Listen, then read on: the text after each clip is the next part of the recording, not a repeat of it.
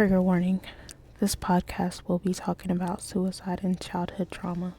Hi, my name is Kira, and this is After I Decided to Stay, a podcast where I talk about my journey with suicidal thoughts and all the things I learned once I decided to stay here on this amazing planet with all you beautiful people. I'm doing this podcast because I need to say some things out loud.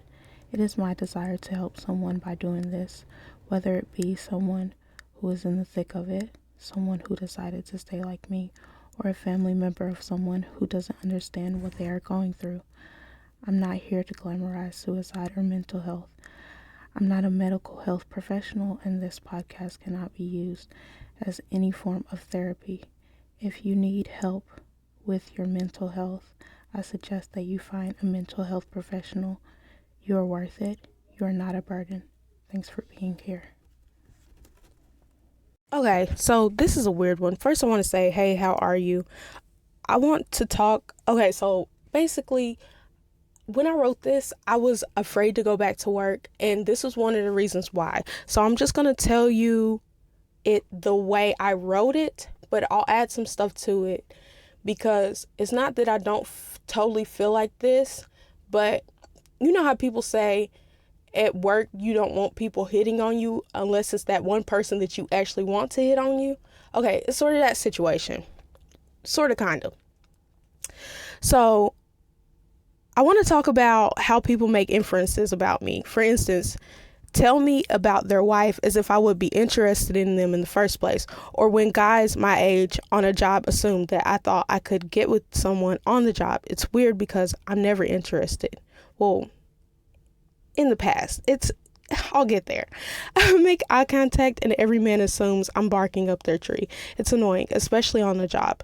When I'm working, the only thing I'm interested in is money.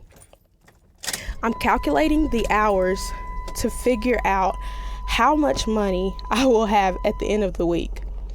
I'm only looking at you because my alma mater taught me how to give people your undivided attention. I'm sorry I have home training.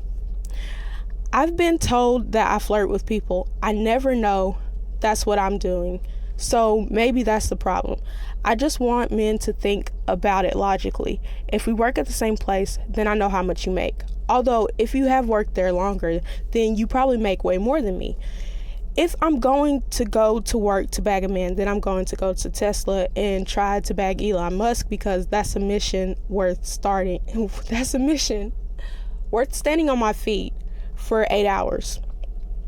The next thing is look at me and ask yourself, in what universe is she actually interested in me? I know that sounds shallow, but I don't know.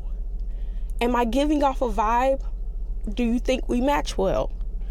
The first thing that disqualifies you, sir, is the fact that you're married. The second thing is we both work here, and it's unethical for me to get my meat where I get my bread. Do you think I'm willing to lose money over a relationship I could have found outside of work? But then again, I'm now working 6 days a week. So also, I may be demisexual, but I see aesthetics. I'm not blind. Maybe it's because I act ditzy and they think she's interested because she's acting like she needs my help. No, if I ask for your help, it's because I actually need it. I'm not trying to be a damsel. You've just been on this job longer and I think you can actually help me, or because I can't lift something that is too heavy. And I don't have a hero complex. I also don't have daddy issues.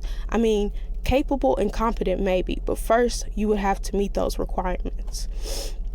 Side note, really not a side note. Okay, so I put my foot in my mouth.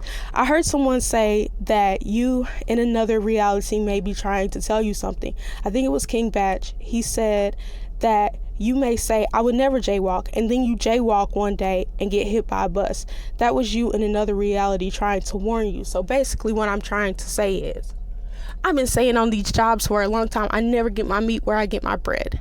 And I think I have a crush on one of my coworkers because I get jealous whenever I see him talking to one of my female coworkers. And it is so awkward to me because I don't know how to feel.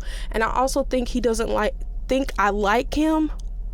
I don't know what it is, but I've recently found out that when white men are least likely to date out of their race, and so are black women. So when a white man is interested in a black woman, he can't tell if she's interested, because most of the time white women, they do different things from black women. They put themselves out there a certain way that black women don't do. So white men they can't tell if black women are interested or not. So it's very strange. And so it's like, anyways, I don't even know if he's interested in me, but I need to work on this jealousy thing. I need to do some shadow work. And I think it's because growing up, I had to compete with my siblings for my mom's attention, and especially my dad's attention when he would come around every once in a blue moon. So I really have like deep jealousy, and it's not that I act on it. It's just a very visceral feeling for me. So I need to work on that. And oh my goodness, you guys, it's so embarrassing because I don't want to feel this way. Like, I'm a very cool, easygoing person, but like, I just feel this jealousy. Oh my goodness, why is this making me cry? Anyways, I'm gonna stop.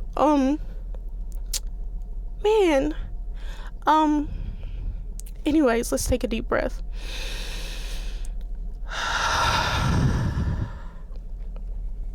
Thanks for listening. You are worthy. You are not a burden. Thanks for being here.